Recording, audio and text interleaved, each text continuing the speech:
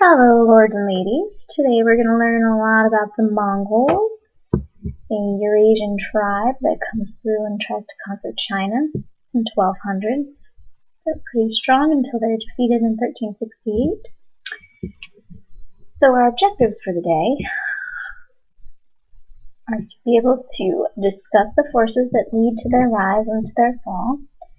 We're going to analyze the idea of how this nomadic group was able to conquer a civilization like China, which was so much more advanced than they were culturally.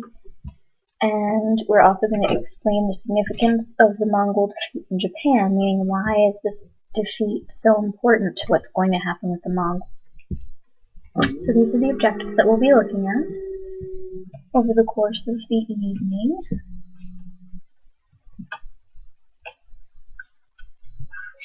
If you need more time, pause it.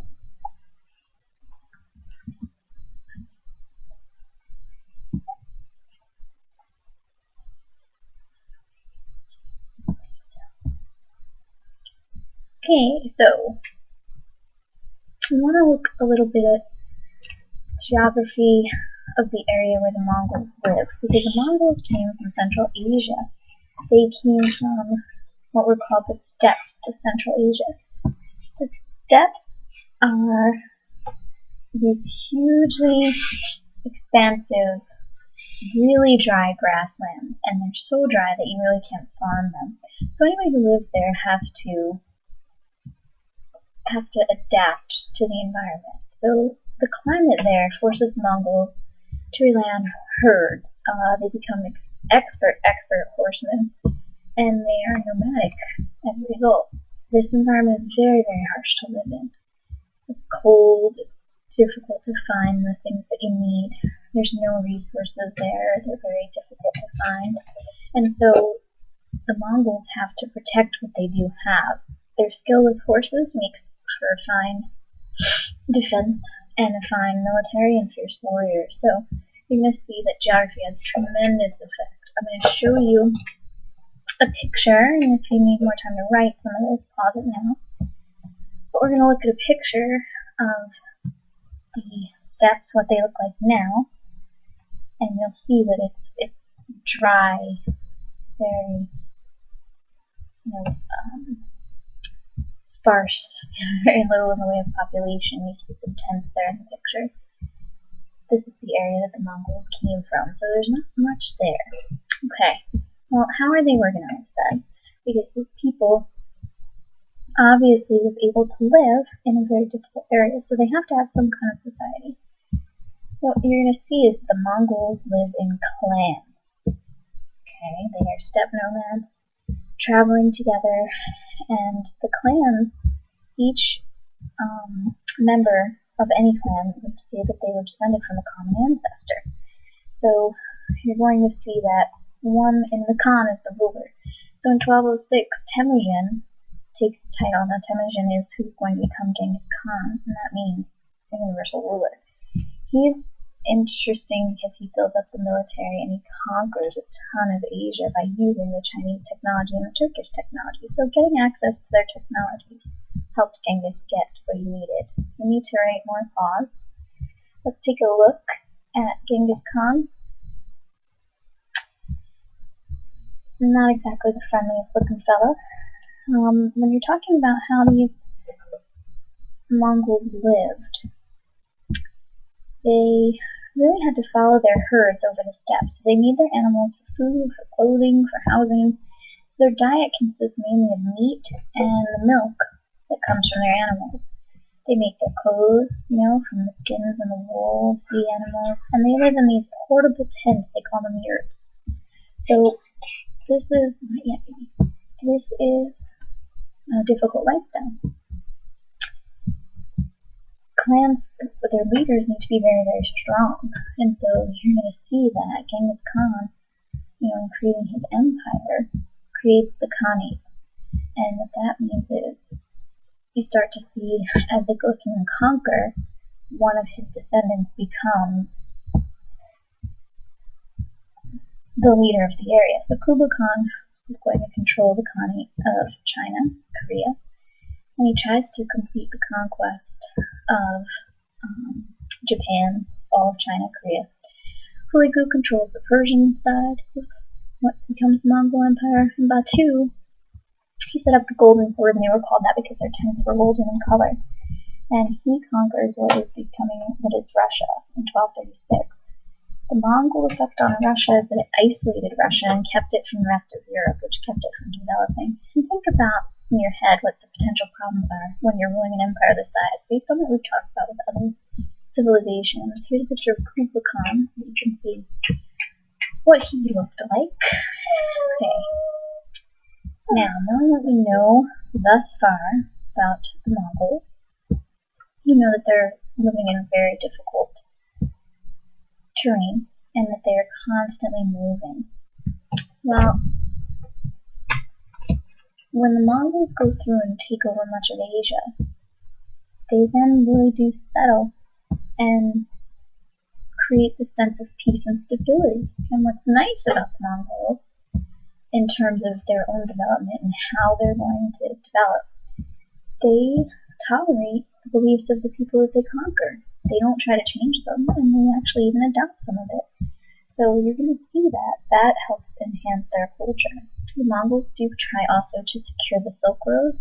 They try to protect that trade, and they encourage trade, and they allow for a lot of cultural diffusion. So Mongol rule is very positive in Asia, especially during that Pax Mongolia, so a golden age of sorts where they can, produce food that normally you wouldn't expect from such a tribe. And this is a picture of the Mongolian way of life and protecting the trade. Now, when we're looking at the Yuan dynasty, this is the name given to the Chinese dynasty of the Mongols. The Yuan dynasty is in place from 1279 until 1368, and it happens because of Kublai Khan. He becomes the Great Khan. He wants to take all of China, not just what the Mongols were taken. In 1279, he does succeed in defeating the Song dynasty. He takes control of all of China, the only group in history to ever do it, and he creates the Yuan dynasty. They even take a Chinese name rather than do something Mongolian in order to try to appease the people a bit more. But they don't trust the Chinese people because the Chinese people are more advanced than they are, more intellectual and all of that. And so they tax the Chinese very heavily, and they don't let them into the government as a means of self-preservation. If you need more time, you can pause it. But the idea here is that you want to keep the Chinese under control because you fear that they're going to reestablish control over themselves.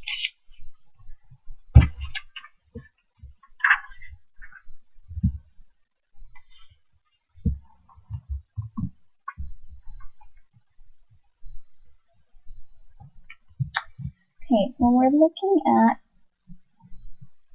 what Kublai Khan does, what Kublai Khan does, foreign trade's going to increase. He's going to encourage that the Chinese people trade with others who are coming into his territory. He's going to build larger and larger ships that allow him to go further on the sea and with more goods, so sea trade will increase as well. He loves foreign merchants and wants them to come into Southwest Asia, come from Southwest Asia, from the Middle East, from India, and even Europeans. And the most famous European explorer / merchant trader that he met, or that we know of, is Marco Polo. Marco Polo was a Venetian trader, very young when he left to go to China. He traveled with his dad and his uncle, and they went into Kublai Khan's court around 1275. Marco, because he knew all these different languages, Asian languages, he actually ended up serving Kublai Khan, who sent him to many Chinese cities on these missions that he wanted someone who knew Western tradition and knew other languages to be able to go on. And so Marco Polo is famous as an explorer because he brings back his knowledge of what he saw in China, and because he ends up going to prison for a little while, he actually is able to then put his ideas and the stories of things that he saw in China down on paper. So when we look at Marco Polo, he's the one who starts to tell people about how awesome China is and all these wonderful cities that they have and how much money and wealth there, and they have this strange thing called coal that they heat their homes with. So Europe gets fascinated, and he's credited much with making Europe interested in what's happening with China. Now, the Mongol Empire extends as far as you see it there on the map. Enormous empire, and the jewel in its crown is that Yuan dynasty, the conquering of China. Now, how does the Yuan dynasty fall? We know it doesn't last very long. It doesn't even last a century. It lasts from 1279 to 1368. So, in terms of what brings it down, probably the single largest factor in the downfall of the Mongols is the fact that Kublai Khan tries to expand the empire. He tries so hard to expand the Yuan dynasty into Southeast Asia. They were absolutely humiliated many times. Huge expense in lives and equipment that he spends on his war. These terrible wars were very useless in the eyes of the people. And remember, the Chinese aren't exactly happy with the Mongols all of the time. The one that really brings him down in some ways is the fact that they cannot capture Japan. And he tries so hard to capture Japan. So he tries 2 times to take on Japan and to win. And what you're going to see is that he's just not able to do it. Now, China did definitely influence Japan. I mean, no doubt about it. It's the biggest influence on Japan in the entire period and in most of its history. However, that being said, his failure to capture Japan cost him a lot of money in military and spending and all of that. On top of that, all of these public works projects that they were building, the canals and things like that, just weren't working. Then once Kublai Khan died, that was the end. In the 1300s, the Chinese start to rebel, and then in 1368, they organized a very, very organized rebellion in which they do overthrow the Mongols and end the Yuan dynasty. Now, the interesting thing about attacking Japan, Mongols tried twice, failed each time, and each time their failure was largely due to the weather. Hurricanes hit, and their ships were absolutely destroyed. And that happened both times. And it's part of why the Japanese use the term kamikaze, divine wind. So we'll talk a little bit more about that in class, but the failed conquest of Japan does much to bring down the Yuan dynasty. On top of that, you couple it with the public works project. So overall, the Yuan dynasty, a very productive period for China under Mongol rule, which is highly unusual because the Mongols are less advanced. However, they are able to keep control of China for 100 years almost. So they had a significant impact on China's history. And with that, we'll call it an evening, and I'll see you tomorrow. Good night.